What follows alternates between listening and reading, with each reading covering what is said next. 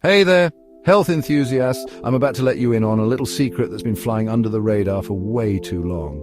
Today we're talking about prunes. First up, these little gems are super rich in fiber, especially soluble fiber, which is fantastic for promoting digestion and keeping things moving smoothly. So if you're looking to stay regular, prunes are your new best friend. But wait, there's more. Prunes are packed with antioxidants. These powerful compounds help fight oxidative stress and protect your cells from damage. Think of them as your cell's personal bodyguards.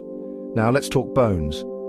Prunes contain vitamin K, which is crucial for bone health. Studies have shown that regular consumption of prunes can actually lead to better bone density. So if you're looking to keep those bones strong and healthy, you know what to snack on. And it doesn't stop there. Prunes are also good for heart health. They're low in fat and packed with potassium. Potassium helps lower blood pressure and supports overall heart health. So, munching on prunes could be a heart-smart choice.